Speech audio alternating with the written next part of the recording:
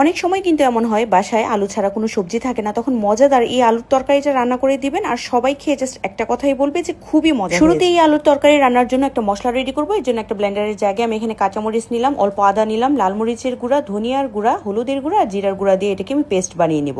এবার কড়াই সর্ষের তেল গরম করে এর মধ্যে দুটো শুকনো মরিচ, সেই সাথে এক স্টিক দারচিনি, দুটো তেজপাতা আর দুটো এলাচ দিয়ে একটু ভেজে নিয়ে যে মশলাটা আমি রেডি করেছিলাম সেটা দিয়ে একদমই লো হিটে রেখে আমি মশলাটাকে কষাবো। পানি দিয়ে দিয়েছি যেন না পুড়ে যায়। এবার একটা টমেটো বেটে দিয়ে দিলাম। এই রান্নায় কিন্তু আমি কোনো ধরনের পেঁয়াজ ব্যবহার করছি না। খুব ভালো করে কষাতে হবে। স্বাদ মতো দিলাম লবণ। লো হিটে রেখে একটু ধৈর্য ধরে মশলাটা কষাবেন, তাহলে এই রান্নার অরিজিনাল টেস্ট আপনি পাবেন। এবার সেদ্ধ করা আলু হাত দিয়ে ভেঙে দিয়ে দিব মশলার মধ্যে।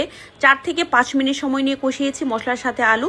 1.5 কাপ পরিমাণ গরম পানি দিয়েছি। যখন ঝোলটা এরকম গাঢ় হয়ে যাবে নামানোর আগে এখানে দিচ্ছি আমি পেঁয়াজ কুলি, আপনারা চাইলে ধনিয়া পাতা দিতে পারেন, গরম মশলা গুঁড়া যেটা আমি বাসায় বানিয়েছি, অল্প পরিমাণ চিনি, আর এটার মেইন টুইস্ট হচ্ছে একটু পরিমাণ আচার। যে কোনো আচার কিন্তু আপনারা এটাতে ব্যবহার করতে পারবেন। এটা গরম ভাত, লুচি, পরোটা সবকিছুর সাথেই দুর্দান্ত লাগে খেতে। একবার হলেও